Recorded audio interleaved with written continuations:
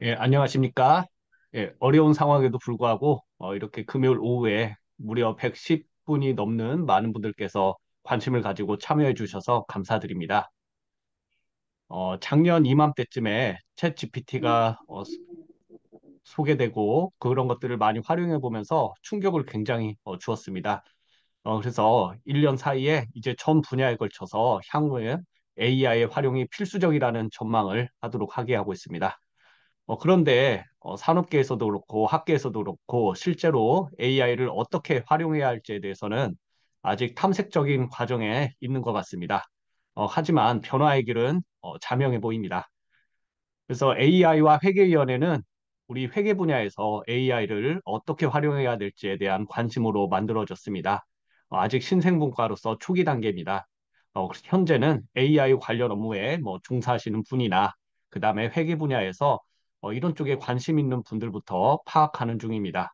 그리고 2025년부터는 정기적으로 세미나를 개최하면서 우리가 나가야 될 방향을 생각하는 데 도움을 주는 역할을 하고자 합니다. 오늘 세미나는 많은 분들이 참석해 주셨는데 성균관대 조현권 교수님이 그동안 수행했던 연구들을 소개하면서 어떻게 AI나 머신러닝을 활용했는지 그 경험을 위주로 말씀드리는 자리입니다. 약 50분 발표와 30분 정도의 질의응답으로 진행을 하고자 합니다. 많은 분들께서 관심을 가지고 참석해 주셔서 감사드리고, 금번 세미나 개최를 위해서 아낌없는 지원을 해주신 김갑순 한국회계학회 회장님의 환영사로 세미나를 시작하도록 하겠습니다.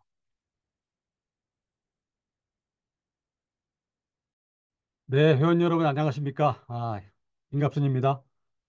오늘 AI와 회계위원회에서 주관하는 세미나에 참석해 주셔서 감사합니다.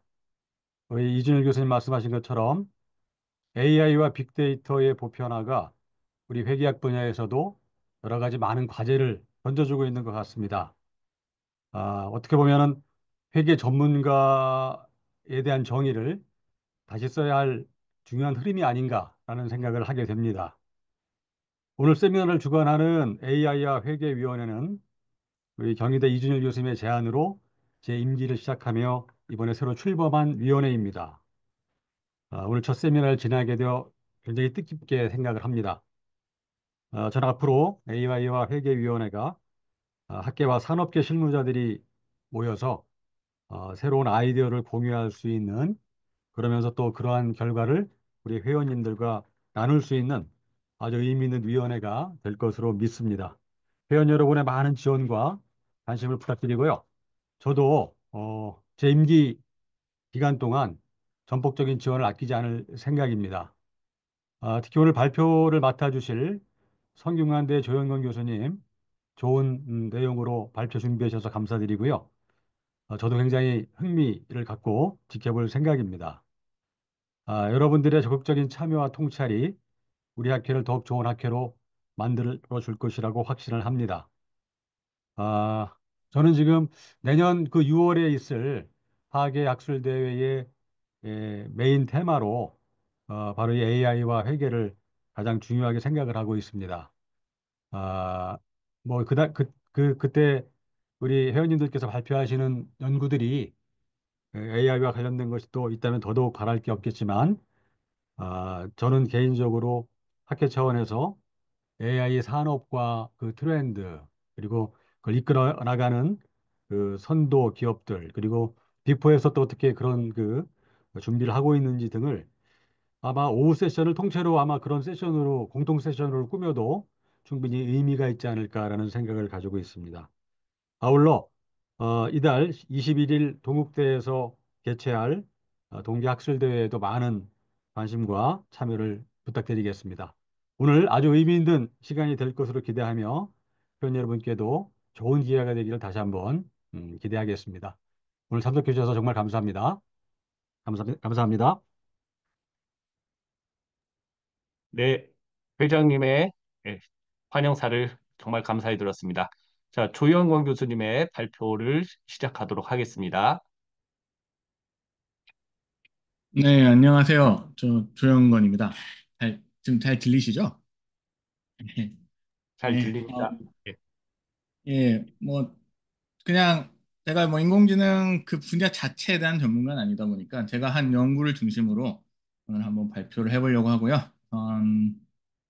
그래서 인공지능과 핵약 연구라는 제목으로 준비를 했습니다. 예. 자, 근데 사실 우리가 이게 첫 번째로 짚고 넘어가야 될 게 우리가 인공지능이라는 단어로 과연 뭘 정의하고 뭘 의미하고 있느냐가 상당히 좀 모호한 경우를 많이 봐요. 음, 이제 콘텍스트에 따라 이게 다른 의미로 많이 사용이 되는데 일종의 발전된 통계적 모형으로서 사용하는 기존에 우리가 선형 통계 분석의 발전형으로 사용하는 경우가 있고요. 이런 경우는 이제 조금 더 스페시픽하게 얘기를 하자면 머신러닝이고 이 잠재적 패턴을 발견하는 것을 기반으로 하여 그 패턴을 해석하는 것, 그러니까 패턴을 어떤 다른 패턴과 매칭시키는 이런 것들을 의미하기도 하고요. 조금 더 이제 광범위한 의미에서 우리가 사람과 가까운 지능으로서 인공지능이라고 생각을 하기도 하지요. 그 경우에는 지금 기준은 이제 아닐 거라고 생각을 합니다만 예전에 이제 하나의 기준으로서 얘기를 했던 것 중에 하나가 튜링 테스트. 즉 상대편이 기계인지 인간인지 모르는 상태에서 대화를 해봤을 때 기계와 인간인지 구분을 못하겠다. 라고 하면 그 기계는 인간과 사실상 유사하다고 볼 수 있지 않느냐. 이런 거를 이제 하나의 기준으로 성립했는, 기준으로서 제공하기도 했는데요. 사실 이제 챗 GPT 같은 경우는 이게 만약에 이게 기준이라면, 사실상 이제 통과를 했다고 봐도 무방하겠죠. 근데 그렇다고 해서 우리가 이걸 지능이라고 생각할 수 있느냐는 조금 더 이제 많은 고민을 해봐야 할 것 같습니다. 뒤에 이제 조금 더 그런 부분에 대한 얘기를 드릴 거고요. 그러면 이제 이게 회계 연구 혹은 경영학 연구 아니면은 이 회계라는 도메인이 이제 어떤 변화를 가져올 것인가는 결국에는 우리가 어떤 식으로 이 인공지능 혹은 발전된 통계적 도구를 사용할 것이냐의 문제가 되는 거죠. 지금 현재 시점에서 하나 우리가 확실한 거는 인공지능, 그러니까 예를 들면은 그 아이언맨에서 나오는 자비스와 같은 그런 수준의 그 인공지능은 아직 나오지 않았다는 것은 우리가 동의를 하는 상황에서 얼마나 많은 태스크를 여기에 의존할 수 있느냐 이런 것도 좀 고민이 되는 문제입니다. 자, 그래서 이제 연구에서는 사실은 대부분은 아직까지 발전된 통계적 도구로서 사용을 하고 있죠. 좀 더 구체적으로는 이제 기존에 분석하지 못했던 데이터에 대한 접근, 대표적으로 이제 텍스트를 들 수가 있는데요. 이제 우리가 공시의 품질을 얘기할 때 이제 학계에서는 accrual based quality, 뭐 discretionary accrual이나 이런 걸 하다가 이제 조금 더 넘어가면 사실 우리가 공시라고 하는 것은 그냥 재무제표뿐만 아니라 재무제표와 연관된 그 각종 텍스트들, 그러니까 사업보고서 전체 이런 것들이 전 공시거든요, 사실. 그죠? 그러면은 이제 사업보고서에 있는 텍스트가 얼마나 높은 품질이냐 낮은 품질이냐 역시 이 공시가 사람들에게 얼마나 이해할 수 있는 식으로 쓰여졌느냐, 혹은 공시가 얼마나 새로운 정보를 제공하느냐, 이런 질문과 연관이 있을 수밖에 없고요. 혹은 공시 내용이 얼마나 정확하냐. 기존에는 뭐 매니지먼트나 애널리스트, 포캐스트, 애큐러시 이런 식으로 연구를 했습니다만 이제 텍스트 역시 텍스트로 공시한 것이 얼마나 정확하게 이루어졌느냐 이런 것도 하나의 뭐 매저로 만들어서 데이터로 만들어서 접근하거나 이런 식을 의 연구를 고려해 볼 수가 있겠죠. 만약에 이걸 사람과 가까운 어떤 지능이라고 생각하고 있다면 사실 현재 첫 번째 스텝으로 우리가 지금 필요한 거는 이 인공지능이라고 우리가 생각하는 챗 GPT류의 생성형 모델들이 얼마나 똑똑한가 혹은 얘네들이 대체 뭘 할 수 있느냐 즉 어빌리티랑 리미테이션에 대한 확고한 이해가 생겨야 되거든요. 그러고 나서야 이제 활용에 대한 생각을 할 수 있죠. 얘가 뭘 할 수 있는지를 우리가 모르는 상황이라고 저는 개인적으로 생각을 하거든요. 예. 그래서 사실 많은 이제 인공지능이 이렇게 핫한 상황이 됐음에도 불구하고 실제로 우리가 회계 연구라는 도메인에서 이걸 얼마나 활용하고 있냐고 하면 아직은 그렇게 높은 활용도를 보이고 있지 않은 게 우리가 얘가 뭘 할 수 있는지에 대한 이해가 부족하기 때문에 그런 게 아닌가라는 생각도 듭니다. 그래서 이제 발전된 통계적 도구로서 공식 텍스트 분석이나 뉴스 텍스트 분석, 혹은 아마도 현업에서는, 인더스트리에서는 뭐 이상거래나 회계부정 등의 탐지 이런 것도 널리 사용되고 있고요. 이런데 되게 강점을 가지는 것 중에 한 이유가 패턴 분석이 가능하기 때문에 그렇다고 할 수 있습니다. 사실 그래서 제가 처음에 이제 이 관심을 가지고 시작한 것 이제 얘가 뭘 할 수 있느냐, 어떤 식의 능력을 가지고 있느냐로 시작을 했거든요. 이게 2021년에 이제 한 연구인데, 딥러닝, 이거는 사실 딥러닝이라고 하긴 좀 그 전 단계, 인공신경망이라고 표현을 하는 게 좀 더 적합할 것 같은데요. 굉장히 간단한 수준의 인공신경망, 즉, 노드가 몇 개 없고, 어, 그 다음에 데이터도 굉장히 간단한 형태의 그런 인공신경망이 얼마나 마법 같은 성능을 보여줄 것이냐. 기존 통계 회귀 분석에 비해서. 그래서 주가 예측을 가지고 그걸 대략적으로 테스트 해본 거예요. 여기 보시면은 설명 변수에 집합 1, 2, 3가 있는데 이런 설명 변수로 주가 예측을 한다고 했을 때 굉장히 간단한 수준의 인공신경망 모델이 얼마나 더 나은 그 회귀 분석에 비해서 얼마나 더 나은 R스퀘어를 보일 것인가 이것에 대한 연구를 해봤거든요. 그래서 여기서 이제 가장 궁금했던 점은 인공신경망이 굉장히 간단한 수준의 인공신경망이 회귀 분석에 비해서 좋으냐, 좋다면 얼마나 더 좋으냐, 혹은 이게 정말 뭐랄까 레짐 체인지 혹은 정말 큰 어떤 변화를 일으킬 만큼 좋은 것이냐가 궁금했었어요. 그래서 시작해본 연구입니다.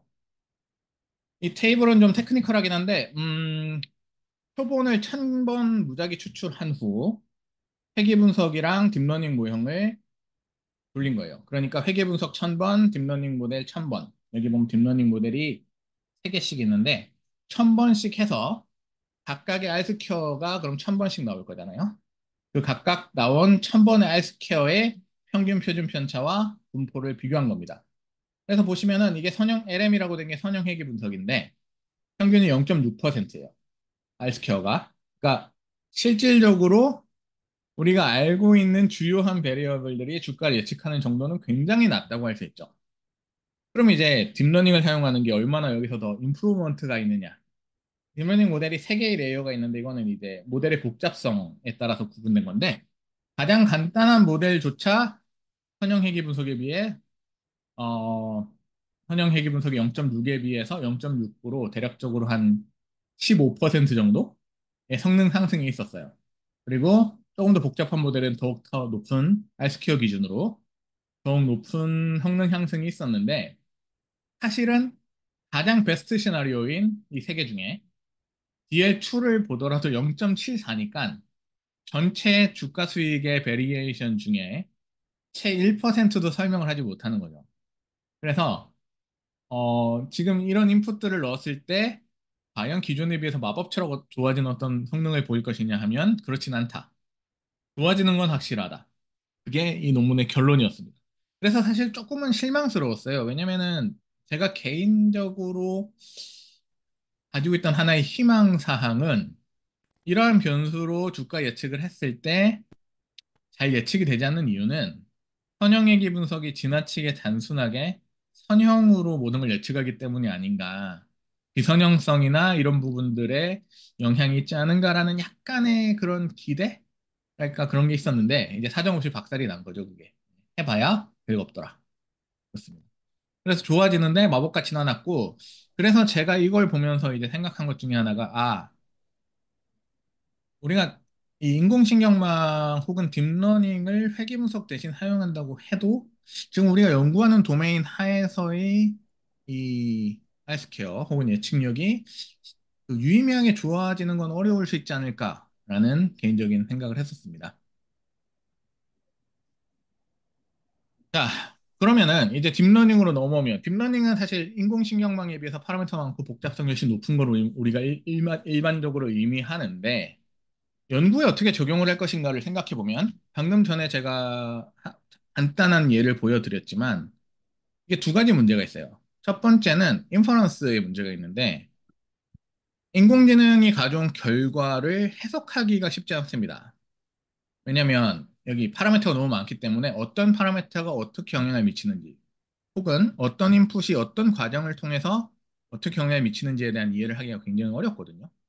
우리가 우리 뇌 속에서 어떤 식으로 신경이 연결돼서 우리의 생각을 도출하는가 이거에 대한 질문이 사실상 불가능한 것과 마찬가지로 인공지능망도 그렇습니다. 그래서 기존의 이제 그런 것들에 대한 문제를 회계에서만 공유하는 것이 아니라 모든 인공지능에 대한 관심을 가진 소사이어티에서 공유를 하고 있는 컨선이어서 이 설명 가능한 인공지능 역시 지속적으로 연구 개발을 하고 있긴 했습니다만, 다만 이제 우리 연구는 사실 팩터 X가 Y에 영향을 미치냐 이런 식으로 가설을 설정하고 X가 유의미한 팩터냐를 통계적으로 검증하는 게 주 목적이기 때문에 여전히 그런 식의 연구에서는 사용이 어렵다. 도움이 되지 않는다. 이게 있고요. 두 번째는 이제 데이터가 충분히 크지 않다는 문제가 있는데, 어, 이 파라미터가 엄청나게 많고 복잡성이 높다는 건 결국에는 작은 데이터를 두면은 패턴을 암기해버릴 가능성이 너무 높다는 거죠. 모델이 데이터에 있는 정보를 모두 암기하고 그 암기한 결과를 다시 돌려준다면 사실 이거는 추론이나 예측의 영역이 아니라 그냥 모델이 적응을 한 거거든요. 완전히 적응을 하는 그런 문제가 되고 그래서 이제 그런 한계가 있다. 그렇게 볼 수가 있습니다. 사실 이 부분은 조금 다른 컨텍스트에서 뒤에 조금 더 발전된 인공모형, 생성형 모델에도 동일하게 나오는 문제인데 거기에 대해서는 나중에 조금 더 말씀을 드리도록 하겠습니다. 자, 그럼 텍스트 분석 영역으로 넘어와서요. 제가 말씀드렸다시피 이 인공신경망, 딥러닝 이런 것들이 나오면서 하나 크게 발전한 부분, 가장 크게 발전한 부분은 사실은 이 텍스트 분석 혹은 텍스트와 연관된 부분들이에요. 이 이전에도 그러니까 우리가 최근에 혁명적으로 보였던 챗 GPT나 이런 거 이전에도 이미 그 사진 클래시피케이션이나 이런 부분에서는 엄청나게 발전을 했었고요. 물론 이제 텍스트뿐만 아니라 이미지나 영상 혹은 보이스 제너레이션 이런 쪽으로도 계속 발전을 하고 있습니다만 결국에는 텍스트 혹은 텍스트로 대표되는 뭐랄까 흐름, 컨텍스트 혹은 줄거리가 있는 이런 데이터를 이해하게 된 것이 이제 최근 인공지능 발달의 가장 큰 발전이라고 볼 수 있고요.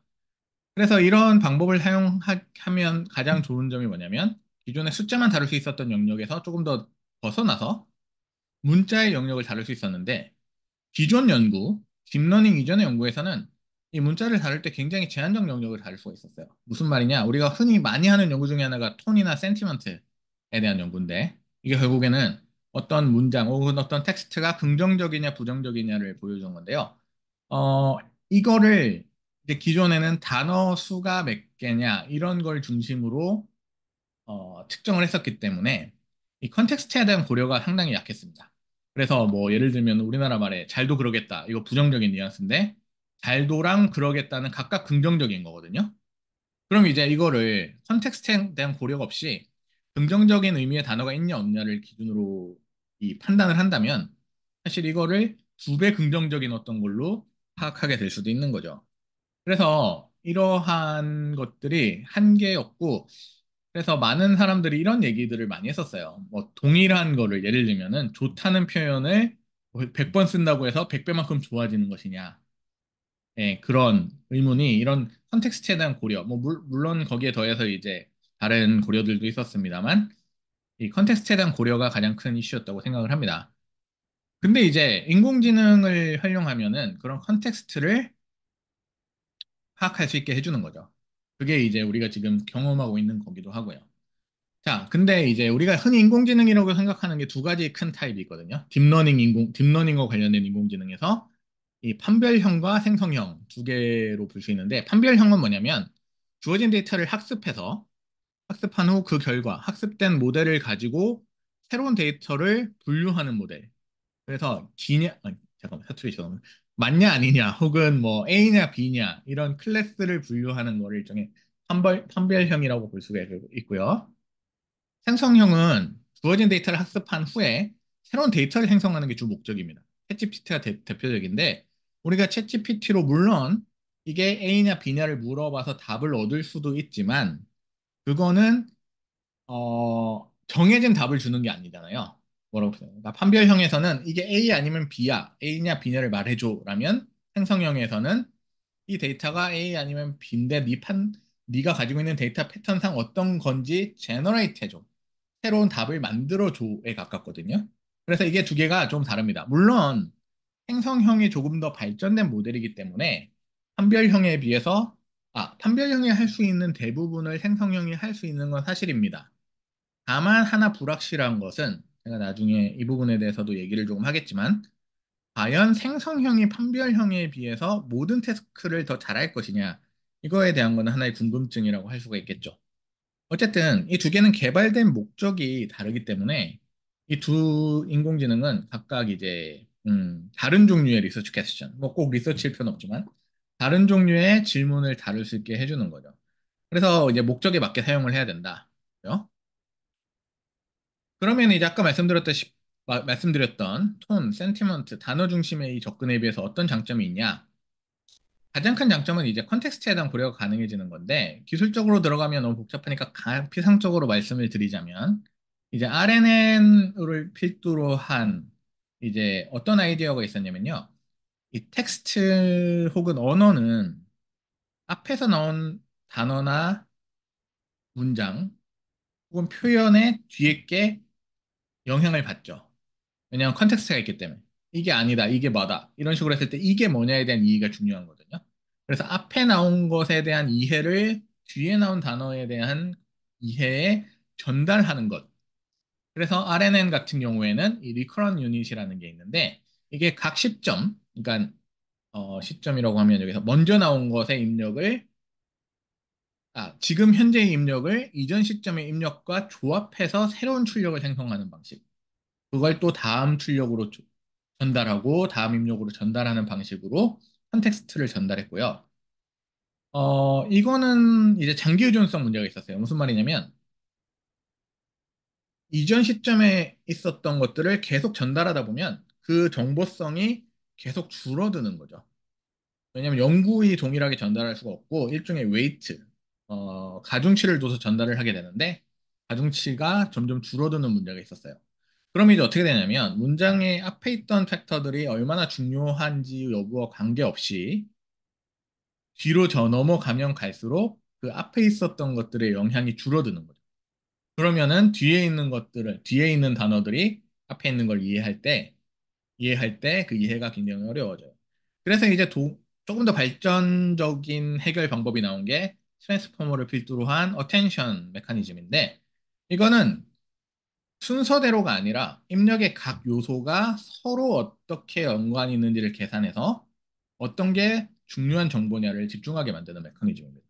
그래서 글을 생각해 보면 글에서 주제어가 있을 거고 혹은 주제 문장이 있을 거고 주제 컨텍스트가 있을 거잖아요. 그런 걸 찾아내는 방식이라고 생각을 하시면 조금 더 이해가 쉬울 거예요. 그래서 장기 의존성보다 각 요소 간의 직접적 연결, 이 어텐션 메커니즘을 사용한 것이 더 나은 결과를 가졌고 그래서 이거에 기반해서 이제 버트를 필두로 파생 모델들 그리고 결국엔 생성형 모델 현재 우리가 사용하고 있는 생성형 모델 역시 이 트랜스포머 기반의 어텐션 메커니즘을 뭐 완전히 동일하게 사용하지는 당연히 않겠지만 일정 수준으로 유사한 알고리즘을 사용하고 있는 것으로 알고 있습니다. 기술적인 건 이 정도로 하고 그럼 이제 어떤 연구 과제를 우리가 다룰 수 있을 것인가? 사실 제가 관심을 가졌던 것 중에 하나는 이 동시에 품질을 우리가 이해하는 여러 가지 방식 중에 하나가 동시가 사람들에게 정보를 주느냐잖아요. 여기서 정보라는 건 당연히 새로운 정보. 뭐 옛날 정보는 정보의 데피니션에 맞진 않죠, 사실.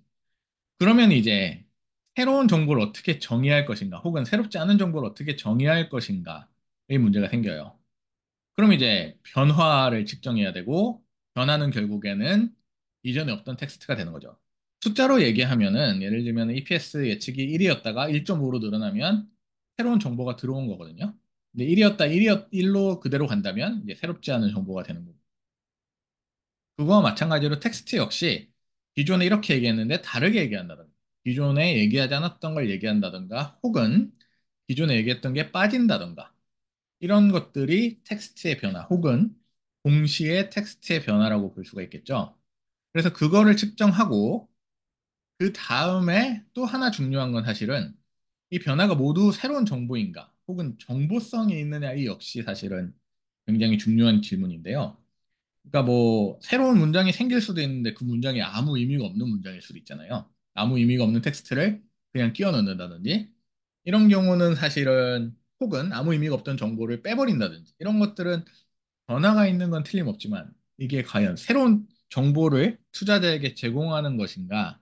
이런 측면에서는 우리가 그렇다고 얘기하기 힘들기 때문에 이 역시 중요한 하나의 어, 뭐랄까 차원이 됩니다. 그래서 변화가 있느냐, 혹은 그리고 변화가 된 것들이 새로운 정보냐, 혹은 정보성이 있느냐. 그래서 이제 텍스트에서는 결국엔 베이지안 업데이팅이랑 동일한 식으로 따라가는데, 변화가 있는 것들이 사람들의 인식을 변화시키고 그 변화시킨 인식이 사람들의 액션을 변화시킨다는 관점에서 베이지안 업데이팅인데, 이제 어떻게 측정할 것인가를 측정할 수 있는 방법 중에 하나가 유사성, 많이 쓰는 게 유사성입니다. 유사성은 뭐냐면 두 문장이 얼마나, 혹은 두 문장, 두 표현이 얼마나 유사하냐를 측정하는 개념인데요. 사실 이거를 많이 쓰는 게 이게 가장 좋아서냐고 물어보면은 저는 그건 잘 모르겠고요. 계산상의 편의가 있고 현재까지 다른 측정치가 개발된 게 없기 때문에 많이 씁니다. 사실은 굳이 다른 측정지가 필요한가라는 의문도 좀 있긴 합니다만 어쨌든. 근데 이제 이 텍스트의 유사성이라는 게 참 어려운 개념이거든요. 그러니까 개념상은 유사한 의미를 띤 두 텍스트가 유사하다라고 볼 수 있겠죠. 담배를 끊었더니 기침이 멎었다랑 금연을 했더니 재채기가 멎었다는 사실은 거의 동일한, 뭐 기침과 재채기는 조금 다를 수 있지만 거의 동일한 두 텍스트라고 볼 수가 있는데, 그러면 이걸 어떻게 측정할 것이냐? 지금 담배를 끊었더니 기침이 멎었다 여기와 금연을 했더니 재채기가 멎었다 해서 동일한 단어는 사실 이 두 개밖에 없거든요. 근데 사람은 담배를 끊었다와 금연을 했다를 동일한 의미로 이해를 하죠. 그래서 이거를 단어 중심으로 접근을 해서 겹치는 텍스트가 있냐로 가면, 이게 기존에 이제 많이 사용했던 방법입니다만 이 두 개가 같은 거라고 판단을 하기가 굉장히 어려워져요. 이 두 개. 담배를 끊었더니랑 금연을 했더니가. 물론 담배를 끊었더니 기침이 멎었다랑 담배를 끊으니 기침이 멈췄다는, 이제 담배, 끈 혹은 기침 이런 단어들이 겹치기 때문에 유사하다고 판단할 수 있지만 이 두 개는 사실 그렇지가 않거든요. 그런 관점에서 그 문장에 어떤 단어가 들어가나 어떤 형태소의 특정 형태가 들어가냐 이런 것들을 기준으로 했을 때는 이 두 개를 유사한 텍스트라고 보기가 사실상 불가능합니다. 그래서 이제 기존 방법은 이런 한계가 있는 거죠. 그럼 이제 이걸 어떻게 측정할 것인가? 이걸 측정하기 위해서는 어떤 게 유사하냐를 컴퓨터에 알려줄 필요가 있어요. 유의한 의미가 뭐냐. 결국엔 그러면 단어나 문장의 의미에 대한 정의가 필요하고, 그걸 우리가 일반적으로 임베딩이라고 합니다. 임베딩은 뭐 반드시 텍스트 데이터만은 아닙니다만 데이터를 수치화해서 컴퓨터가 이해할 수 있게 변환해 주는 걸 얘기하거든요. 그래서 담배는 10, 끈타는 01 등으로 변환하면 컴퓨터는 수치를 이해할 수 있기 때문에 이 두 개를 매칭시킴으로써 이게 담배고 이게 끈타다 이런 식으로 이해를 하게 되는 거죠.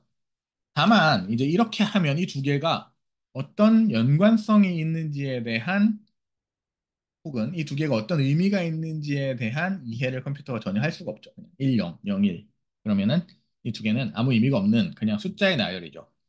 그래서 이렇게 숫자로 표현을 하면서도 이 두 개가 의미를 담도록, 정확하게 얘기하면은 이 두 개가 만약에 유사한 의미이다, 혹은 연관성이 있는 의미라면 벡터 스페이스에서 그 뭐랄까 2차원 그래프, 여기서는 2차원이겠죠? 혹은 n차원 그래프에서 유사한 위치에 있도록 숫자를 나열해 준다면 컴퓨터가 이 두 개는 벡터 스페이스에서 위치가 비슷하기 때문에 유사한 의미일 것이다 라고 알게 된다는 거죠. 이게 그래서 우리가 일반적으로 이해하는 형태의, 우리가 단어의 의미를 이해한다. 앞서 봤던 담배를 끊었다랑 금연을 했다가 동일한 의미임을 이해하는 거랑은 사실 약간 다릅니다. 그냥 유사한 위치에 존재한다. 굉장히 넓은 어떤 수십 차원 혹은 수백 차원의 어떤 차원에서 유사한 위치에 있도록 조절해 주는 거에 가깝거든요. 어쨌든 컴퓨터는 그렇게 의미를 이해하는데, 이제 그게 어떻게 어떤 숫자를 넣는 것이 가장 좋을 것이냐가 결국에는 언어 모델의 발전과 맥락을 같이 합니다. 반대로 얘기하면 언어 모델이 발전하는 것의 그 궁극적인 목표가 사실은 이 단어, 문장 혹은 텍스트를 어떻게 숫자로 표현할 것인가? 의 질문과 동일하게 되는 거죠. 그래서 언어 모델을 만들고 그 모델을 통해서 언어가 어떤 벡터로 표현되게 해주고 더욱 잘 표현하는 사람이 이해하는 방식을 더욱 잘 벡터로 치환하는 언어 모델이 더 나은 모델이 되는 거죠. 그래서 예를 들면 담배와 연초가 유사한 방식으로 표현이 되도록 담배가 1,0이면 연초는 0.90 이러면 이 두 개가 이 다르지만 굉장히 유사한 위치에 있기 때문에 유사한 뜻일 것이다 라고 하는 거죠. 컴퓨터는 그렇게 이해를 하는 거죠. 그래서 이 두 개를 벡터상의 유사성을 캡처하는 게 코사인 시밀러리티, 앞서 말씀드렸던 시밀러리티가 됩니다. 그래서 말씀드렸다시피 기존에는 이제 단순한 단어의 오버랩만 측정을 했다면, 그러니까 결국 어떤 단어가 몇 번 나오느냐. 예를 들면 문서 A에서 담배라는 단어가 10번 나오고 문서 B에서 담배라는 단어가 8번 나온다. 그러면은 프리퀀시랑 그러니까 단어의 프리퀀시와 단어의 유무를 통해서 두 문장 혹은 두 텍스트가 유사하냐를 매저했고 최근에는 이제 조금 더 나가서 머신러닝이나 딥러닝 기반으로 측정을 하게 됩니다. 그래서 이거는 이제 임베딩을 하는 거죠, 결국엔. 이제 임베딩을 어떻게 할 것이냐는 여러 가지 방법이 있고, 예, 그건 이제 연구의 목적이나 이런 것에 따라 선택을 해야겠죠. 그래서 임베딩한 두 벡터 사이의 코사인 값을 기준으로 유사한지 아닌지 판단할 수 있다. 이건 이제 메소돌로지적인 얘기고요. 방법론적인 얘기. 그럼 여기까지 했을 때 다음 질문은 과연 유사하다면 새로운 정보냐? 혹은 얼마나 유사해야 새로운 정보가 아니라고 할 것이냐? 뭐 이런 것들은 어느 정도 판단이 필요한 문제라고 할 수 있죠. 그래서 이제 이 메소돌로지를 가지고 해본 연구들이 이제 재무제표 주석을 가지고 해본 연구겠고요. 이건 회계저널 2022년에 발표된 논문인데, 재무제표의 주석이 투자자 의사결정에 도움이 될 것인가? 그러면 재무제 회계가 변할 때 재무제표도 주석도 변한든지 혹은 주석이 각 회사의 특유의 회계 처리에 맞게 잘 서술이 돼 있어야 될 거잖아요. 만약에 각 재무제표의 주석이 회사 특유의 회계 처리를 잘 반영해서 쓰여 있다면 다른 회사에는 그런 동일하거나 상당히 유사한 문장이 존재하지 않을 가능성이 높겠죠. 그래서 이제 이런 식으로 흐름이 간 거죠. 재무제표의 주석에 새로운 정보가 있을까? 혹은 얼마나 새로울까? 그렇다면 매저를 하기 위해서 유사성은 어떨까? 그래서 이제 이게 첫 번째로 생각한 질문과 최종적으로 우리가 연구에서 구현한 질문이 완전 동일하지는 않습니다. 왜냐하면 이게 있기 때문에 유사하지 않더라도 유용하지 않을 수 있고 새로운 정보가 있더라도 유용하지 않을 수 있기 때문에 완전 동일하지는 않습니다만 이제 연구 방법의 한계상 그렇게 진행을 했고요.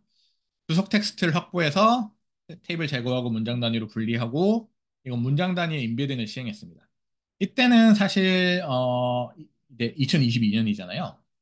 몇 시간이 지난 페이퍼인데 그래서 저 때만 해도 이 딥러닝을 사용한 인베딩이 그렇게 방법론적으로 접근이 쉬운 상황이 아니어서 일단 단어 빈도 기반 인베딩을 진행했고요. 그래서 문장에서 주요 단어 선택해서 벡터화를 해서 계산을 했습니다.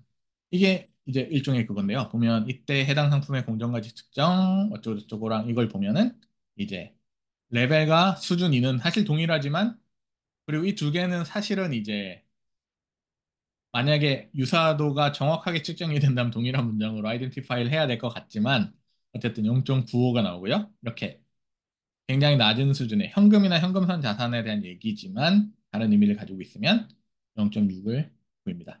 그래서 이런 식으로 측정을 모든 문장에 대해서 다 했어요. 그래서 이게 결론입니다. 동단면인데요. 이거는 무슨 말이냐면 작년 주석과 얼마나 유사하냐.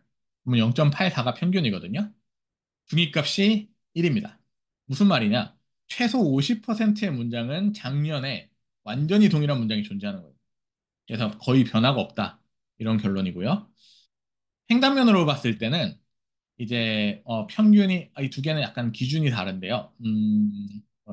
이게 완전히 동일한 거 이거는 이 각도로 봤을 때 30도 동일한 건데 뭐 이거를 보시는 게 좀 더 나을 것 같아요. 대략적으로 11%, 12%의 문장이 상당히 유사하고 3.2%의 문장, 타이프다. 3.3%의 문장이 완전히 동일합니다. 다른 회사와. 그렇다는 것은 이제 이거를 이제 심각한 문제냐, 너무 유사하냐 아니냐는 어, 판단의 문제가 되지만 어쨌든 만약에 주석이 동일하다는 것은 사실 주석을 제대로 쓴다면 완전히 동일한 해결 처리를 한다는 건데 글쎄요. 뭐 정말 그런 일이 얼마나 있을지 이런 건 잘 모르겠습니다. 그래서 저는 이 결과를 회사 측의 회계 처리에 대한 설명이 좀 부족하지 않나 이런 식으로 이해를 했었습니다. 자, 그 다음에 이제 세컨 퀘스천으로 과연 유사하지 않은 정보는 유용한가? 주석에서는 사실 그걸 테스트하기가 조금 어려웠어요. 왜냐면 주석의 개별 문장 자체가 뭐 긍정적인 의미나 부정적인 의미를 담고 있는 거라고 보기는 좀 어려웠기 때문에 어, 경영 진단 의견서로 넘어왔습니다. 이 진단 의견서의 정기상기 유사성과 정보 유용성이라고 2021년에 나온 건데요. 이거 역시 단어 기반 인베딩을 했었고요. 이거는 차이점이 유사성을 측정하고 마찬가지로 센티먼트, 각 문장의 센티먼트를 측정했었습니다. 이때만 해도 딥러닝 모델을 뭐랄까, 그러니까 제가 연구용으로 사용하는 컴퓨터에서 돌릴 수 없는 상황이었기 때문에 구글에서 제공하는 구글 센티먼트 API라는 걸 사용했었고요. 그래서 여기서 질문은 이겁니다. 유사한 문장과 유사하지 않는 문장의 센티먼트, 즉 긍정, 부정이 미래 성과를 예측하는가를 경영진단 의견서를 통해서 봤었죠. 경영진단 의견서는 사실은 이제 회사의 경영 상태에 대한 의견을 제시하는 거니까 이게 정말 제대로 쓰여졌다면 여기는 문장을 통해 회사의 현재와 미래에 대한 이해가 높아져야 되거든요. 그래서 그거를 물어본 질문입니다. 보시면은 이 시밀러리티 같은 경우에 미디언이 0.88 그리고 평균이 0.7이거든요. 즉 상당히 높은 수준의 유사성이 작년과 올해 사이에 있다. 그러니까 뭐 잘 안 바뀐다는 얘기죠. 이게 기업 환경이 매년 얼마나 바뀌냐를 생각해 보면 사실은 굉장히 이상한 일이라고 볼 수가 있죠. 그리고 또 하나 톤 같은 경우에는 어, 아, 페이퍼다. 죄송합니다. 중위값이 0이에요. 그리고 평균이 0.857. 그러니까 0에 가까운 값이에요. 이게 범위가 마이너스 1에서 1이거든요. 그렇다는 건 중위값이 0이고 Q1과 Q3이 거의 0에 가까운 값이라는 건 무슨 의미냐? 구글 센티먼트 API가 판단했을 때 긍정적이거나 부정적인 의미를 담고 있는 문장이 별로 없다는 거죠. 그래서 이게 결론이었어요. 대부분의 문장이 전형과 유사하고 대부분의 문장이 무의미하다. 적어도 긍정, 부정이라는 측면에서 무의미하다. 그렇다면 이제 이게 정보성이라는 게 존재할까에 대한 질문을 해볼 수가 있는 거죠. 그래서 보면은 이 스코어는 구글 센티먼트 스코어의 평균값이 각 회사의 평균값인데 미래와 연관성이 존재하지 않아요. 보시면. 근데 유사성이 낮은 문장만 뽑았을 때 여기 스코어 로우랑 스코어 로우 그러니까 민이랑 미디언 사용한 두 개인데 낮은 문장만 뽑았을 때는 그래도 미래 성과와의 연관성이 조금은 있다. 이게 이제 유의미한 수준의 연관성이냐, 이코노미컬리 경제적으로 유의미한 수준이냐 여기에 대해서는 추가적인 연구가 필요하겠지만 어쨌든 이제 여기서의 결론은 그래 미래와 어느 정도 유사성이 낮은 문장에 한해서는 그거에 긍정적이거나 부정적인 톤이 이제 미래 예측에 도움을 줄 수 있다. 한정적으로 그런 결론을 내렸습니다. 근데 이제 보시면 앞으로 돌아가면 이제 대부분의 문장이 유사했기 때문에 사실 유사하지 않은 문장은 수가 굉장히 적겠죠. 그래서 이제 정보성이 있더라도 제한적인 정보성일 수 있지 않을까 그렇게 생각을 합니다. 그리고 이제 그 다음에 한 게 이겁니다. 코버트를 이용한 기업 관련 신문기사 감성 분류 연구인데요. 이건 2022년 회계연구에 발표된 페이퍼인데, 이거는 이제 이때 제가 버트 기반으로 이제 이게 모든 사실은 인공지능은 다 영어 기반으로 개발이 되거든요. 그래서 그거를 한국어 환경에 맞게 튜닝해 놓은 것을 가지고 훈련을 해서 신문 기사의 긍부정을 분류하는 모델을 만들어 본 거예요. 그래서 이제 영어 감성 분류의 경우는 이미 존재해요. 사전 같은 경우에 로크란 맥도날드 2011년 페이퍼 굉장히 많이 쓰이는 페이퍼고 이 페이퍼가 떤 단어가 긍정적이고 어떤 단어가 부정적인지를 쫙 나열해놨고 이걸 사용하면 됩니다. 딥러닝의 경우 황해도 2021년 1년이 지년인지 도 약간 헷갈리네요. 이 페이퍼가 이제 딥러닝을 기반으로 대문제표에 있는 문장이 긍정적인지 부정적인지 아이덴티파이하는 모델이 있었어요. 근데 한국의 경우에는 사전은 김영환 교수님 2018년에 이 로크라이너 맥도날드의 사전을 한국어로 번역하고 거기에서 이제 한국어 특유의 그 성격에 맞게 수정해 놓은 사전이 있고요. 그리고 딥러닝의 경우는 제가 이거를 만들 때까지만 해도 이제 회계 재무 영역에 특화된 것은 없었습니다. 그래서 만들게 되었는데요. 기존에 이제 아까 말씀드렸다시피 센티먼트는 단어의 수를 중심으로 접근했었는데 이제 텍스트 의미를 중심으로 접근하는 게 더 낫고 그러기 위해서는 발전된 인베딩이 전제가 된다는 문제가 있었죠. 근데 딥러닝 모델의 장점 중에 하나가 이 인베딩을 별도로 처리할 필요가 없다는 거예요. 단어 중심으로 갈 때는 단어 중심의 인베딩을 할 때는 인베딩 모델을 직접 인베딩 모델을 따로 훈련시켜야 될 필요가 있었거든요. 근데 딥러닝 모델은 여러 가지 레이어와 파라미터가 굉장히 넓은 범위의 파라미터와 깊은 그 레이어들이 존재하고 그 레이어들이 특성을 추출하는 과정에서 단어의 의미를 자연스럽게 인베딩을 하게 됩니다. 즉, 딥러닝 모형 그 자체에서 훈련 과정에서 언어의 패턴을 이해하고 그 언어의 패턴을 일종의 그 벡터 영역에 프로젝트를 하게 되는 거죠. 그러면 이제 딥러닝 모델이 재무회 경력에서 센티먼트를 잘 잡아낼 수 있지 않을까라는 연구를 해보았어요. 그래서 이거는 이제 데이터 준비인데 우선 문장들을 쫙 확보를 해서요. 그거를 저랑 같이 연구한 이준일 교수님, 현정 교수님이 각각 수작업을 해서 이것들을 긍정, 중립, 부정으로 분류를 했습니다. 그때 저도 지금 기억이 가물가물한데 아마 한 1000개에서 2000개 정도 했던 걸로 기억을 해요. 이게 되게 중요한 과정인 게 결국에는 이 아까 말씀드렸다시피 컴퓨터는 패턴을 이해하는 거지 의미를 이해하는 게 아니기 때문에 여기서 이 패턴이 포지티브다, 이 패턴이 포지티브, 이건 네거티브다 이런 것들을 말 그대로 기계적으로 이해하는 거거든요. 물론 그 기계적인 이해 이전에 이 한국어 단어들에 대한 인베딩은 이미 하고 있는 상태지만 그럼에도 불구하고 그 다음에 주어지는 정보에 대해서 기계적으로 이해를 하기 때문에 하이 퀄리티 데이터가 핵심이 됩니다. 네.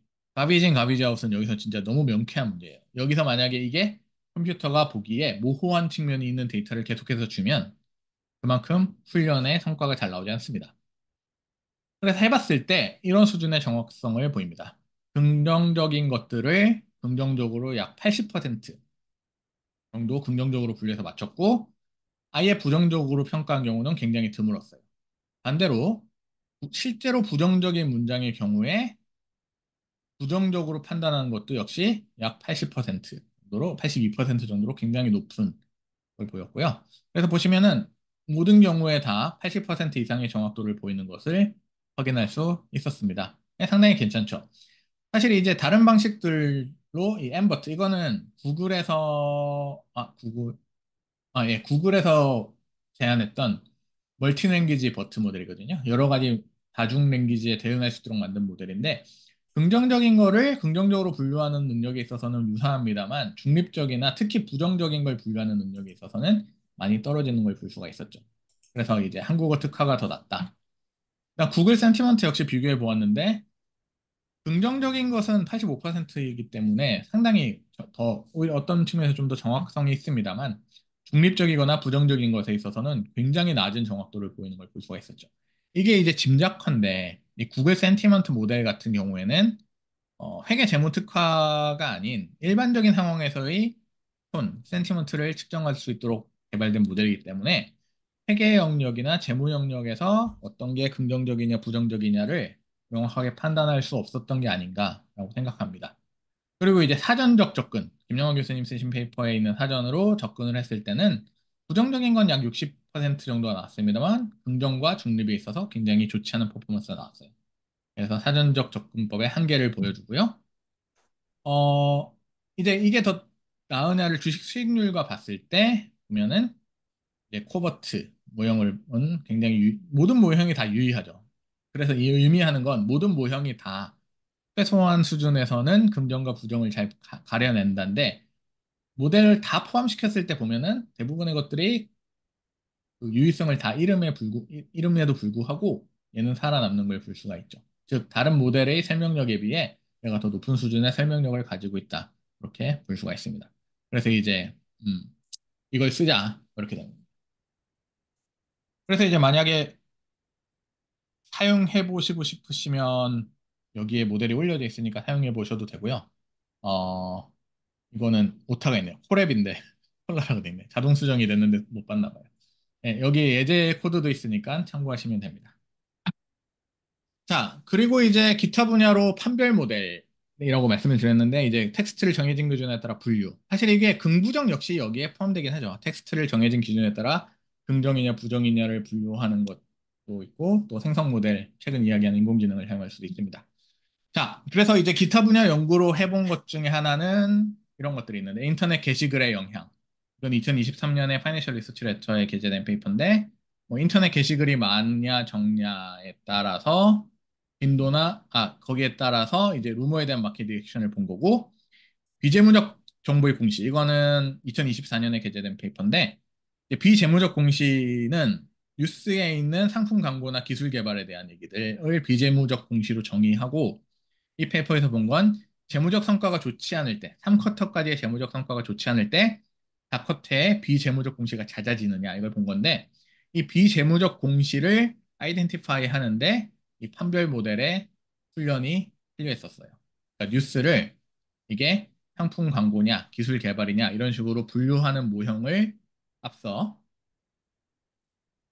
이런 식으로 여기선 센티먼트였지만 각 뉴스 제목을 기준에 따라서 이거는 광고, 이거는 상품 광고, 뭐 이거는 뭐 연구 개발 이런 식으로 분류를 쭉 한 후 그 모델을 사용해서 전체 뉴스를 분류한 다음에 이 연구를 했었습니다. 그래서 사실 뭐 반드시 긍부정 영역이 아니라 자기가 원하는 그 어떤 영역이든 간에 충분히 합리적인 수준의 뭐라고 표현해야 될까요?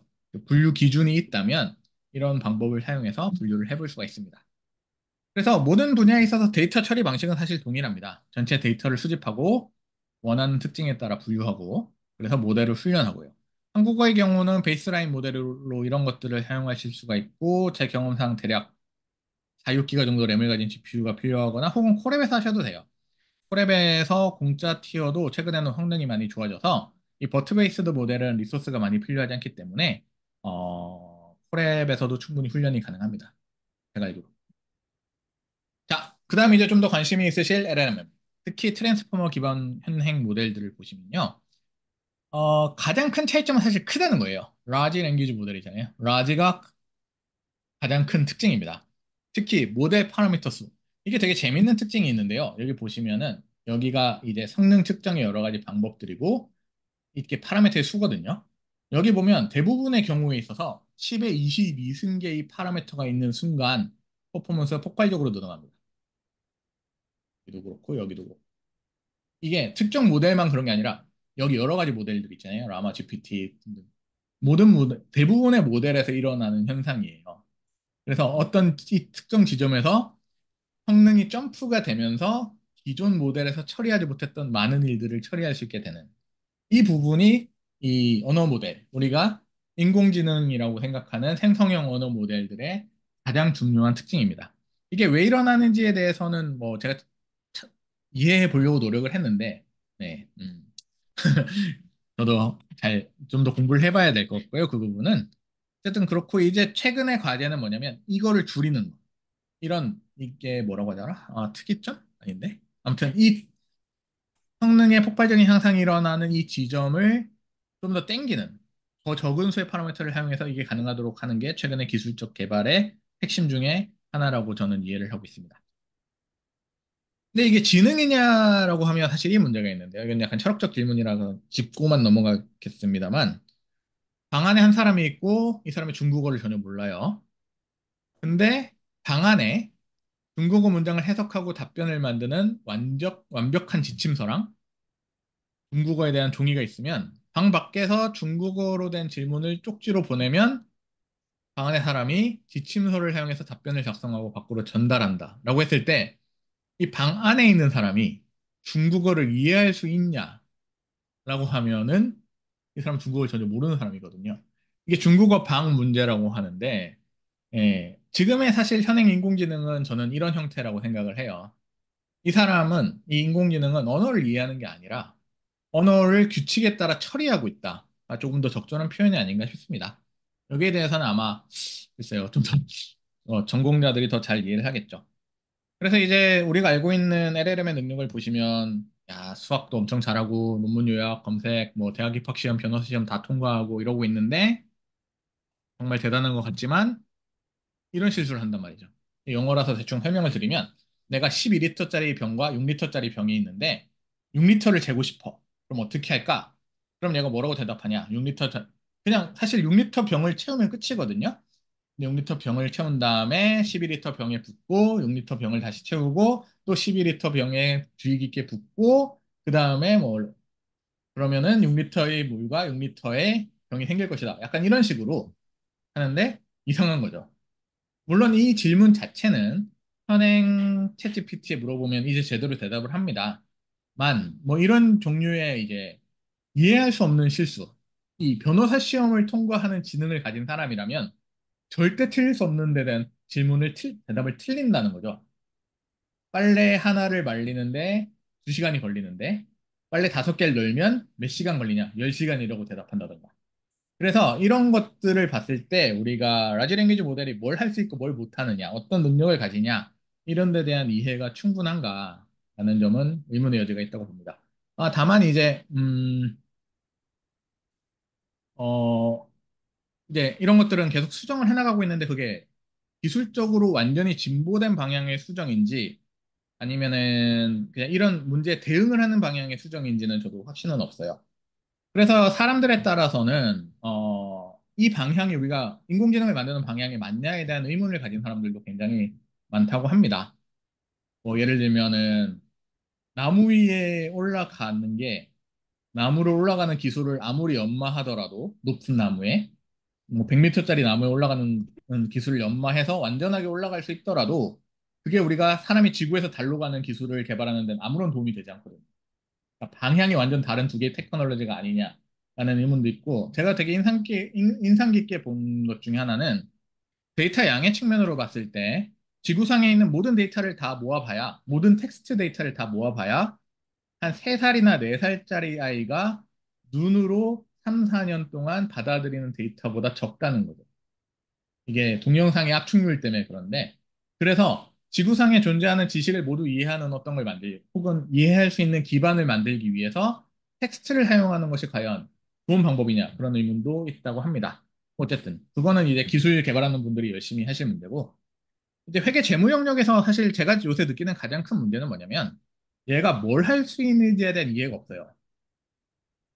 몇몇 테스트가 있는 걸로는 압니다만 이 패턴 파인딩에 능숙한 이 딥러닝의 특성상 그 테스트에 대해서 타겟티드 트레이닝을 해버리면은 특정 테스트에서 굉장히 좋은 성능을 내는 거를 만드는 게 어렵지가 않고요. 그리고 또 하나 많은 평가용 예제들이 이미 인터넷에 노출됐고 인터넷에 있는 데이터를 학습에 사용되기 때문에 그런 이제 이게 만약에 우리가 가지고 있는 테스트들에서 계속 좋은 성적을 내는 것들이 과연 이게 지능이 계속 좋아지는 걸 의미하느냐 이런 것도 사실 어려운 질문이긴 합니다. 그래서 이제 제가 이해하는 걸로는 실무에서는 제가 최근에 들은 얘기로는 뭐 챗봇이나 반복적이고 간단한 작업을 자동화하는 이런 쪽으로 좀 집중을 하고 계신 것 같고 우리가 지능을 가진 어떤 사람에게 시킬 만한 고지능을 가진 변호사 시험을 통과할 만한 고지능을 가진 사람에게 시킬 만한 태스크들은 아직 시키지 않고 있는 것 같아요. 그래서 이제 이런 걸 무엇을 할 수 있느냐를 이해하기 위해서는 이런 것들을 해봐야 되는 거죠. 이 라지 랭귀지 모델이 미래 주가나 EPS 등을 예측할 수 있냐. 공시를 읽고 이 공시에 인베드된 어떤 회계상의 문제 혹은 해석 경영의 문제를 발견할 수 있냐. 그리고 할 수 있다고 하더라도 사람보다 나으냐. 이런 것들에 대한 이해가 필요하다고 할 수 있습니다. 그래서 이제 뭐 테스트는 사실 이런 거죠. 과제를 가지고 가설 설정을 하고 테스트를 하고 결론을 내는데 어떻게 테스트할 것이냐가 문제가 돼요. 이제 이 질문인데요. 만약에 라지 랭귀지 모델이 미래 수익을 예측할 수 있냐를 어떻게 테스트할 것이냐를 생각해 보면요. 이걸 조금 더 우리에게 익숙한 문제로 어떤 북투마켓 레이쇼가 미래 리턴을 예측하는지를 테스트한다면 이런 식으로 가겠죠? 북투마켓을 계산하고 그다음에 퓨처 리턴 계산하고 두 개를 연결한 다음에 퓨처 리턴과 북투마켓을 리그레션을 돌려서 통계적 유의성이 있냐를 관찰하겠죠. 아니면 뭐 좀 더 쉽게 가면 콜릴레이션이 있냐를 관찰하다. 그러면 이걸 하기 위해서는 이제 우리가 과거 10년치, 20년치 혹은 뭐 50년치 데이터를 사용할 거란 말이에요. 근데 이 방법의 가장 중요한 암묵적 가정은 이거예요. 이걸 계산하는 시점에서 미래는 우리가 모른다. 즉, T기에 북투마켓을 계산하면 T 플러스 1기다. 그 이후에 리턴을 사용해서 테스트를 한다라는 건데요. 만약에 반대로 패스트 리턴을 가지고 북투마켓 리턴을 사용하면 미래 정보가 이미 반영된 북투마켓을 가지고 과거 이익을 예측하는 것은 이미 알고 있는 정보를 테스트하는 거랑 동일한 문제가 되죠. 그래서 이 과정이 굉장히 중요한데 이게 왜 딥러닝 연구, 혹 특히 이 라지 랭귀지 모델에서 중요하냐면 이런 문제가 있기 때문에요. 이게 아마 관심 있으신 분들은 뉴스에서 보셨을 건데 그 미국의 이 라지 랭귀지 모델 개발한 회사들이 언론사들에서 소송을 많이 당했는데 언론사들에서 주장한 이슈 중에 하나는 얘네가 인터넷에서 수집한 텍스트, 언론 기사를 포함한 텍스트를 학습했으므로 학습한 기사를 거의 동일하게 다시 출력하는 경우가 생긴다. 즉, 복제권을 침해한다라는 게 이슈 중에 하나였어요. 이게 뭘 의미하냐면 학습 과정에서 주어진 정보라면 유사한 수준으로 재생성이 가능하다라는 걸 의미하거든요. 그러니까 예를 들면 이 엄청난 양의 학습 데이터를 가지고 있는 라지 랭귀지 모델이 2010년에 마이크로소프트 정보를 가지고 2011년에 주가가 어떨지 예측해봐라는 질문을 했을 때 과연 이게 예측을 할 것인가 아니면 알고 있는 걸 리프로듀스를 할 것인가를 구분할 수가 없다는 거죠. 근데 이게 중요한 게 만약에 지금 이거를 2000년, 2010년 걸로 2011년 거 예측 되게 잘하네? 그러면은 오늘 정보를 가지고 미래 예측하라고 해봤을 때 믿고 할 거 아니에요? 만약에 이걸 예측이라고 믿는다면? 근데 만약에 그게 예측이 아니라 리프로듀스에 불과하면 그렇게 하면은 예, 태스크 스페시픽한 어떤 목적을 달성하기가 어려워지는 거죠. 그냥 간단하게 얘기하면 아웃 오브 샘플 테스트가 가능한가의 문제가 생깁니다. 특히 이게 이 훈련 방법 때문에 문제가 되는데 훈련을 이런 식으로 하거든요. 문장으로 다음 문장을 예측한다든가 단어를 주고 다음 단어를 예측하는 이런 훈련을 무수히 많이 해서 이걸 기반으로 어떤 단어가 주어졌을 때 다음 텍스트를 생성하는 방식. 그래서 이게 생성형 모델인데 그래서 주어지는 어떤 것들이든 모델의 예측 혹은 다음 단어의 생성을 위한 확률적 단서를 제공하게 됩니다. 즉, 쉽게 얘기하면 무언가를 물어보는 순간 힌트를 주게 됩니다. 그래서 그 힌트를 통해서 생성을 하게 되는데 이전에 있었을 것 같은 데이터라면 그 생성을 할 때 그 이전에 있었던 데이터를 리프로듀스하는 결과가 나올 수도 있는 거죠. 그래서 예측이나 판단을 테스트하려면 이 문제를 제거를 해야 되는데 사실상 불가능하지 않냐. 그래서 이제 어떻게 이 문제를 헤쳐나갈 것인가라고 해서 제가 생각한 것 중에 하나는 개별 뉴스를 가지고 판단을 하게 만드는 거예요. 이거는 이제 좀 이따 좀 더 말씀드릴게요. 또 하나는 훈련에 적게 사용되었을 것 같은 데이터. 그러니까 미국의 영어 데이터는 엄청나게 많이 사용을 됐을 거지만 한국어 같은 마이너한 언어는 사용이 안 되거나 커버가 안 되거나 둘 중 하나거든요. 그러면은 한국어로 된 데이터를 라지 랭귀지 모델이 이미 학습해서 알고 있을 가능성은 상대적으로 낮을 거라는 거예요. 그래서 이제 그런 걸 관점으로 뉴스의 긍부정 분류에 있어서 사람보다 나을까를 테스트해 본 거를 지금 연구를 하고 있는데 이게 이제 두 개를 비교하고 있어요. 아까 코핀버트 말씀드렸던 거. 사람이 태스크 스페시픽하게 생성한 데이터를 기반해서 분류 모델을 훈련한 모델과 수많은 텍스트에서 자체적으로 특징을 추출한 생성 모델, 그 중에서도 라마 3.1 버전의 8B 모델인데, 라마는 챗GPT랑 유사한 메타에서 개발한 생성형 언어 모델인데, 이거를 사용한 이유는요, 상대적으로 낮은 비용으로 사용이 가능해요. 챗GPT로 지금 제가 하려는 연구를 하려면 상당히 금액적으로 많은 돈이 들어갈 건데, 이 라마는 제가 가진 컴퓨터에서 수행이 가능해서 이 모델을 선택했습니다. 그래서 대충 한 1,000만 개 정도의 2001년부터 2023년 사이에 1,000만 개 정도의 뉴스 데이터를 모아서 그거를 이 두 개 해본 거죠. 이 코핀버트로 긍부정을 분류하는 것과 라마한테 야, 너 이 뉴스를 기반으로 결정을 한다면 네가 애널리스트고 이 뉴스를 기반으로 결정을 한다면 바이 홀드 셀 혹은 관련 옵션 중에 어떤 걸 추천할래? 라는 걸 해본 거예요. 그래서 이제 결국 여기 라마에 물어본 건 그거죠. 헤드라인, 뉴스의 어떤 헤드라인이 기업의 미래나 현재 비즈니스에 유의미한 수준의 변화를 가져올 것인가? 그리고 그 변화가 긍정적이냐, 중립적이냐, 부정적이냐. 이걸 물어본 겁니다.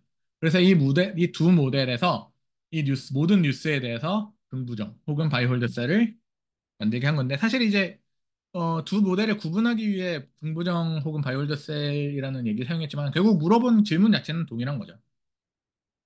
긍정적이냐, 부정적이냐, 중립적이냐, 혹은 관련이 없냐. 그래서 이제 이 판단이 어디서 나올까? 라마의 경우 호핀버튼은 명확합니다. 사람이 주어진 데이터를 학습해서 분류를 하게 되죠. 근데 라마는 앞에 주어진 텍스트를 기반으로 확률적 추정을 하게 되고, 그래서 가장 간단하게 얘기를 하면은 그냥 주어진 텍스트가 있을 때 그 다음에 나올 가장 괜찮은 단어가 뭐야? 를 지속적으로 수행하는 게 라지 랭귀지 모델인데, 다만 여기서 한 가지 복잡해지는 면이 뭐냐면 아까 그래프에서 10에 22승 정도에서 급격히 성능이 상승하는 모습을 보였잖아요. 그걸 여기 있구나. 창발성이라고 하는데, 그래서 이 확률적 추정 이상의 어떤 능력이 있지 않을까라고 생각할 수도 있죠. 네, 이거는 그러니까 확실하지 않은 거죠, 사실. 이게 다냐, 아니면 그 창발성이 의미하는 어떤 능력이 있느냐. 네. 또 하나 사실은 제가 해보진 못했고 재밌을 것 같은 것 중에 하나는 설명 가능한 인공지능을 사용해서 어떤 것들이 네가 판단한 핵심적 요소냐 이런 걸 물어보는 것도 재밌을 것 같은데, 이건 리소스의 문제로 아직 하지 못하고 있습니다. 자, 그리고 말씀드렸다시피 한국 데이터를 사용하는 장점 상대적으로 적게 사용됐고요. 또 여기에 추가로 개별 뉴스와 주가의 관계를 설명한 텍스트는 상대적으로 적을 것 같다는 거죠. 파이낸셜 스테이트먼트에 있는 주요 데이터, 뭐 에셋이 얼마고, 뭐 블라블라, 뭐 커런 레이쇼가 어떻고 이런데 이런 회사가 내년에 어떻게 됐다, 혹은 주가 수익률이 높았다, 이런 데이터는 꽤 많을 가능성이 있는데 개별 뉴스 하나하나가 미래 주가에 어떻게 될 것이냐, 이거는 상대적으로 적을 것 같다. 그래서 이 뉴스를 라지 랭귀지 모델에게 주었을 때 그 뉴스가 주가에 미치는 영향에 대한 설명을 이미 학습해서 알고 있을, 혹은 이미 알고 있는 정보로 가지고 있을 가능성이 상대적으로 낮지 않나라는 장점이 있지 않아 생각합니다. 그래서 이제 이게 클래시피케이션 결과인데요. 뭐 긍정, 중립, 부정으로 각각 분류를 했고, 하나 특징적인 거는 이 중립의 수인데요. 보시면은 관련 없음으로 분류한 뉴스의 수가 굉장히 차이가 많이 나고, 그 차이의 대부분은 사실 중립에서 납니다. 부정적인 거는 큰 차이가 나지 않고 긍정적인 것도 상당한 수준의 차이가 나는 것을 볼 수 있어요. 이 두 모델이 완전히 동일한 결론을 당연하게도 가져오진 않고요. 얼마나 동의하냐? 이 코피먼트가 긍정이라고 분류한 거를 바이로 분류할 확률은 약 7%, 그거를 홀드로 분류할 확률은 약 5% 정도. 그래서 셀로 분류하는 경우는 굉장히 적고요. 그래서 바이 홀드 순으로 굉장히 높은 걸 볼 수가 있고요. 뉴트럴의 경우도 바이 홀드 이렇게 있고, 부정적인 거는 이제 2% 정도 중립 3% 정도 부정으로 분류를 했어요. 즉, 이 두 모델이 완전히 상충하는 경우는 드물지만, 그래도 판단에 있어 상당한 차이가 존재한다. 이 F1 스코어라고 두 데이터가 얼마나 어그리 하느냐에 대한 측정치가 있는데, 이게 0.4 정도거든요. 잘 만들어진 텍스트 분류 모델의 경우에 이 F1 스코어를 계산해 보면은 뭐 잘 나오면 한 0.9를 넘는 경우도 있고요. 0.7 이하인 모델은 이제 사용이 좀 어려운 수준인 경우가 많은 걸로 봐서는 0.4라는 것은 이 두 모델에 상당한 차이가 존재하지 않나, 그렇게 이야기할 수 있겠습니다. 그래서 주식시장이 맞다는 전제하에, 즉 주식시장이 전체적으로 이제 각 뉴스의 가치 관련성을 잘 이해하고 가격에 반영한다는 전제 하에 어떻게 될 것이냐를 해봤는데요. 바이의 경우는 3데이 카, 그러니까 뉴스가 나온 날 중심으로 전날, 당일, 다음날까지 파지티브. 그리고 셀의 경우는 네가티브. 파지티브의 경우 파지티브, 네가티브의 경우 네가티브. 그래서 긍부정 분류의 경우에는 각각 이 시장에서 판단하는 것과 거의 동일한 방향의 판단을 하고 있는데 홀드의 경우는 조금 애매하죠. 이 라마가 홀드로 분류한 거의 경우는 약 0.7%, 죄송합니다. 긍정으로 시장에서는 이제 긍정적으로 반응하는 것과 연관이 있고요. 중립적으로 한 경우에는 부정적인, 그러니까 반대의 방향의 그게 있습니다. 그래서 홀드나 뉴트럴의 경우에는 약간 클래시피케이션의 정확성이 좀 떨어지지 않나. 시장이 맞다는 전제 하에 가 있고요. 두 모델을 전부 한 번에 넣어보면은 굉장히 재밌는 게 바이랑 파지티브 둘 다, 그리고 셀이랑 네가티브 둘 다 유의하게 나옵니다. 무슨 말이냐면 하나가 다른 하나의 설명력을 완전히 잡아먹지를 못해요. 즉, 각 모델이 서로 일정 수준의 장점이 있다. 이렇게 이해할 수도 있겠습니다. 두 모델을 같이 사용하면, 그러니까 두 모델이 예를 들면 바이랑 파지티브, 홀드랑 뉴트럴, 셀, 네거티브 이런 식으로 두 모델의 결과를 뭉치어서 한다면 마찬가지로 긍정은 긍정, 부정은 부정인데 중립의 경우는 마찬가지로 약간의 오류가 있고요.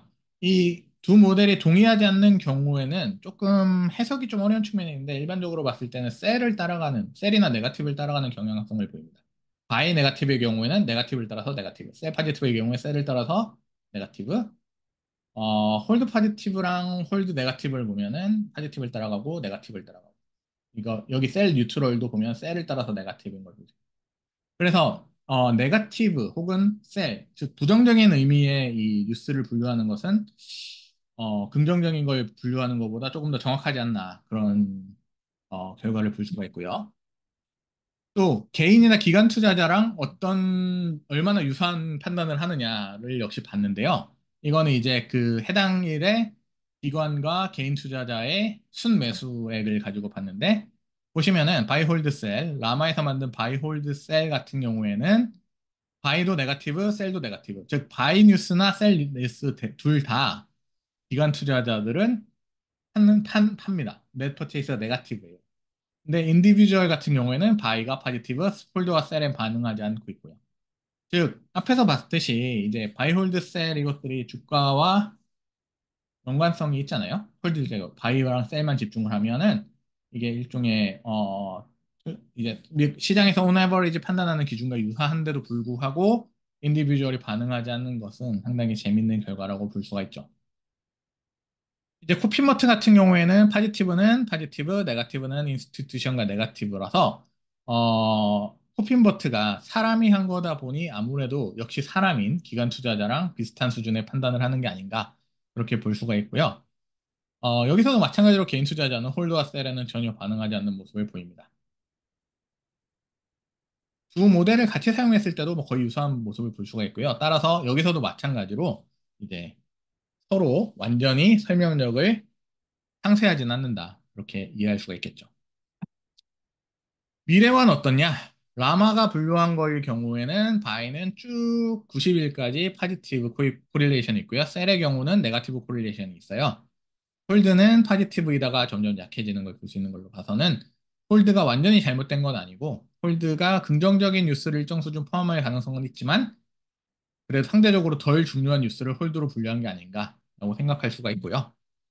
그러니까 코피먼트에서 분류한 파지티브는 90일까지 파지티브, 네가티브는 마찬가지로 90일까지 네가티브. 뉴트럴은 인시그니피컨트 하고요. 그래서 뉴트럴 분류가 이 관점에서 미래 수익률과의 코릴레이션 관점에서는 뉴트럴 분류도 상당히 괜찮은 결과를 보입니다. 어쨌든 두 모델 모두 다 미래와의 설명력이 존재하고 두 모델을 동일하게 한 리그레션에 포함했을 때 역시 이 앞서의 결과와 마찬가지로 설명력이 다 유지되는, 그 유의성이 다 유지되는 것을 볼 수가 있고요. 따라서 두 모델 중에 어떤 거 하나가 반드시 더 나으냐라는 결론을 내리기는 조금 어려운 것 같습니다. 이제 또 어떤 뉴스가 중요하지 않냐, 중요하냐, 중요하지 않나 역시 판단을 한다고 말씀드렸는데 보시면은 코핀버트가 중요하지 않다고 생각한 뉴스의 약 80%는 홀드로 분류했습니다. 즉, 이 두 개의 판단이 중요하다고 생각했음에도 불구하고, 코핀버트가 중요하지 않다고 생각했음에도 불구하고, 라마가 중요하거나, 긍정적이거나 부정적이라고 판단한 경우가 약 20% 정도 있긴 합니다만, 메이저는 홀드로 분류를 했고요. 라마가 중요하지 않다고 생각한 뉴스의 경우도 반 정도는 코핀버트가 뉴트럴로 분류를 한 걸로 봐서는 두 모델이 차이는 있지만, 그래도 그 차이가 완전히 이제 이 두 모델이 완전히 서로 배치된다라고 할 만한 수준은 아닌 것으로 보입니다. 그리고 두 모델이 모두 중요하다고 생각한 뉴스의 경우에는 바이와 셀 혹은 포지티브 네거티브는 각각 이 3일간의 시장 수익률과 긍정적인 관계와 부정적인 관계가 지만 어, 라마가 중요하다고 생각했는데 코핀버트는 중요하지 않다고 생각한 뉴스만 사용했을 때는 마찬가지로 바이는 파지티브, 셀은 네거티브 연관이 있고, 근데 코핀버트가 중요하다고 생각했는데 라마는 중요하지 않다고 생각한 뉴스의 경우는 모두 다 네거티브인 걸로 봐서는 이 부분에 대해서는 코핀버트가 중요하다고 생각했는데 라마는 중요하지 않다고 생각한 뉴스의 경우에는 코핀버트의 판단에 특히 파지티브겠죠. 파지티브의 판단에 약간 문제가 있을 수 있지 않나라는 추측을 하게 됩니다. 네, 이거는 우선 시간 관계상 좀 넘어가고 포트폴리오를 만들었을 때는 이래요. 바이 마이너스 셀이 파지티브거나 파지티브 마이너스 네가티브 파지티브이네 혹은 네가티브이네 즉 긍정적인 뉴스가 많거나 부정적인 뉴스가 많은 애로 분류를 해서 포트폴리오를 짜봤을 때 90일 홀드했을 때 대략적으로 한 10% 정도의 유의미한 수준의 포트폴리오 아비트러지가 나오고요. 두 모델을 같이 사용한 바이 포지티브와 셀 네거티브를 사용했을 땐 13%까지 14%여까지 높아지는 것을 볼 수 있습니다.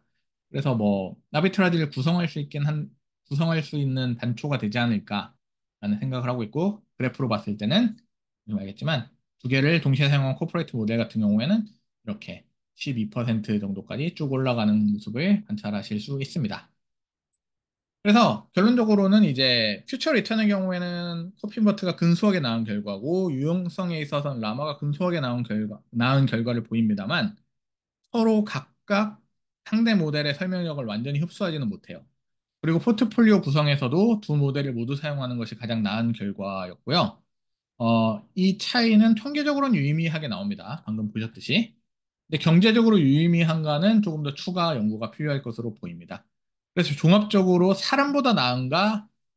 여기 저 타이퍼네요. 사람보다 나은가는 엄밀히 말하면 이 질문에는 대답을 하지 못하는 것이 우리가 사람을 데려다 놓고 실험을 한 건 아니기 때문에 좀 나은 질문은 사람이 대입해서 만든 호핀버트보다 나으냐, 라마가 나으냐라고 봤을 때는 적어도 이 결과로는 확실치 않다라고 결론을 냈고요. 이게 현재 수준의 인공지능의 주소인 것 같습니다. 각 뉴스를 판단해서 어느 정도의 수익률을 내는 포트폴리오를 구성할 수 있는 단초는 주지만 그게 현재까지 사람이 개입해서 나온 결과들에 비해서 확실히 좋으냐는 아니고 다만 이거의 장점은 이제 사실 사람과 달리 24/7 일할 수 있다는 게 큰 장점이겠죠. 그래서 그런 장점을 통해서 계속 발전시켜 나가는 것이 중요할 것 같습니다. 어쨌든 네, 이게 우선 제가 생각한 첫 번째 태스크입니다. 인공지능이 과연 어떤 일을 할 수 있느냐?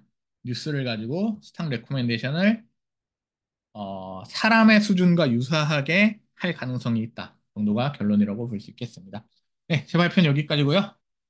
확실히 이제 논문 관련해서 굉장히 이제 건조하게 말씀 주시곤 했는데, 말씀 듣다 보니까 제가 간단히 좀 코멘트를 드리자면은, 어, 정말 우리에게 그 요리 도구가 주어진 것 같아요. 그래서 다양한 요리 도구가 주어졌는데 이거를 이제 어떻게 써먹어야 되냐, 응용이 우리에게 닥친 과제인 것 같습니다.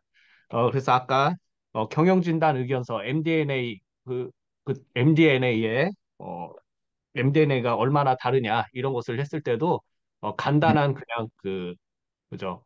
간단하게 코사인 시뮬러리티를 봤죠. 근데 그건 기술적으로 뭐 어려운 것도 아닙니다. 근데 이거를 어떻게 응용하느냐? 예를 들어서 금융감독원에서도 그 MDNA 품질을 이제 높이기 위해서 많은 노력들을 하고 있는데 감시 같은 것도 하고 체크도 하고 있는데 이런 것들을 현재는 사람들이 하고 있습니다. 그런데 이런 것들을 그냥 코사인 시뮬레리티를 어, 계산을 해가지고 그래서 작년과 또 얼마나 달라지느냐, 어떤 회사가 똑같이 내고 어떤 회사는 그래도 조금씩 다르게 내느냐, 이런 것들을 하면은 상당히 간단한 기술이지만 예, 응용 분야가 있을 것 같아요. 그래서 우리가 도대체 뭘 어떻게 써먹느냐, 이런 부분이 중요한 것 같습니다. 예, 긴 시간 들어주셨는데 혹시 뭐 질문 있으신 분은 채팅창에 남겨주시거나 아니면은 여기서 마이크를 켜고 말씀해 주시면 감사하겠습니다.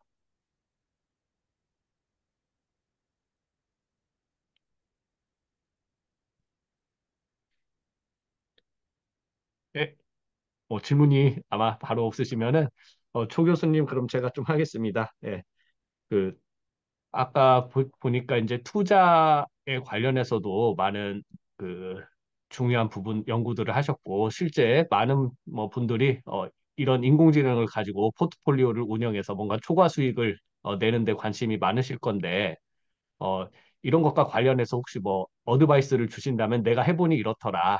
이런 것들을 말씀을 주신다면 어떤 말씀 하실 수 있을까요? 글쎄요, 해본 이렇더라를 말씀드리면, 글쎄, 제가 사실 이걸 이래저래 테스트를 하고 있는데, 제가 아까 되게 좀 모호하게 중간에 말씀을 드리고 넘어간 게 이제 단초를 만들 수 있다. 그러니까 이걸로 이제 미래에 좀 더 나은 수익률을 가질 단초가 될 수 있다 정도로 말씀을 드린 게, 이게 결국에는 지금 이 테스트조차 인샘플 테스트긴 하고요. 아웃 오브 샘플 테스트를 명확하게 한 건 아니고, 제가 개인적으로 수행해본 아웃 오브 샘플 테스트는 사실은 뭐 부자가 되기는 좀 어렵지 않나. 지금 이 수준으로는 그런 결과를 얻었기 때문에.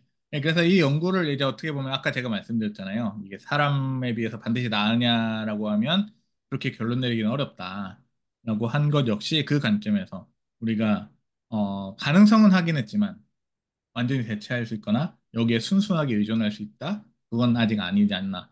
그래서 제가 이거를 이렇게 굳이 하고 있는 이유가 사람들이 약간 환상을 가진 경우가 많아요. 바이그잼 통과, 변호사 시험 통과하고 이번에 오늘 새로 나온 월 30만 원짜리 모델 챗GPT 같은 경우에는 뭐 수학 시험을 막 훨씬 높은 성적으로 통과한다고 사람보다 그렇게 나오던데 그럼에도 불구하고 이게 판단을 우리 잘 내릴 수 있냐라는 질문을 여기 인공지능 모델에 해봤을 때는 글쎄 적어도 제 페이퍼나 제 데이터의 결론은 그렇진 않은 것 같다거든요.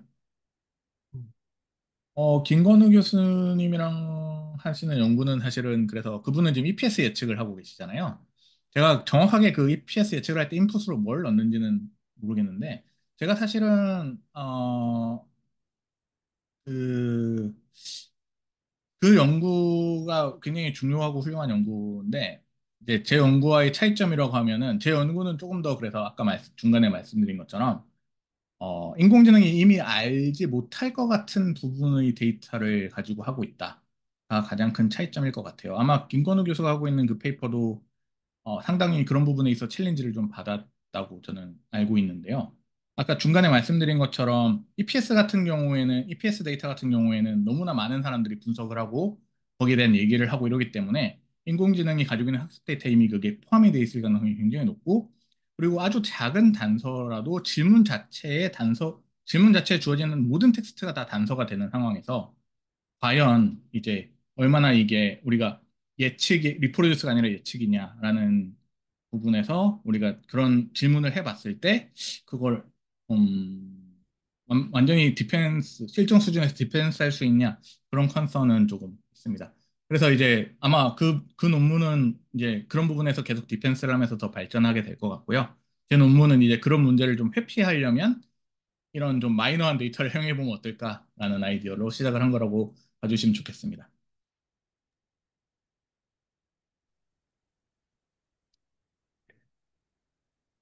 네, 혹시 다른 질문 혹시 있으신가요? 예, 없으신. 애널리스트랑요. 어, 지금 제가 저 애널리스트 데이터가 제가 현재 없어가지고 저거는 이제 다행히 저희 그 학교 박사과정 중에 한 분이 애널리스트 데이터로 논문을 쓰고 계시더라고요.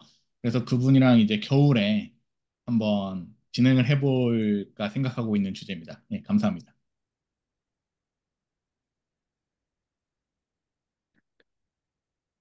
네. 혹시 질문이 없으시면 그러면 아, 그럼 혹시 이제 많은 분들이 사실은 이런 AI에 대해서 관심을 많이 갖고 계시는데 이거를 어떻게 써야 하냐라고 했을 때 어, 좀 막막한 경우들이 대부분일 겁니다. 그래서 어디서부터 배워야 되냐? 그래서 파이썬도 막 초반에 초기 강의도 듣고 하다가 이제 뭐 접으시고 이런 경우들이 많을 텐데 좀 노, 좀 그렇지만 노력을 최소화하면서 이런 것들을 활용할 수 있게 접근하려는 뭔가 좀 스텝이 있다면은 뭐부터 공부해야 될까요? 그것 좀 알려주시면 감사하겠습니다. 음, 사실 이제 중간에 제가 뭐 제 모델 업로드 해놓은 사이트도 드렸고, 그러니까 링크도 드리고 했지만, 어, 저희가 결국에는 이제 인공지능 자체를 개발하는 사람들은 아니잖아요. 그러니까 연구 질문에 맞는 좋은 모델이 있다면 그걸 사용하는 거는 현재 시점에서는 정말 전혀 어렵지 않은 태스크가 되어가고 있고요. 제가 아까 예제 코드도 올려놓은 링크를 드렸는데 그거 들어가 보시면 코드가 너무나도 짧다는데 아마 굉장히 놀라실 거예요. 그래서 분류 모델이나 혹은 최근에 나온 라마 이런 거 같은 경우도 컴퓨터 성능만 일정 수준 받쳐준다면 누가 만들어 놓은 걸 사용하는 것 자체는 한 10줄 이내의 코드로 사용이 가능하거든요. 그래서 글쎄요. 파이썬을 지금부터 배울 것이냐 이런 질문을 제가 옛날부터 많이 듣고 있습니다만 꼭 그래야 하느냐? 그 엔비디아 CEO가 그러셨잖아요. 우리 목표는 프로그래머를 없애는 거요.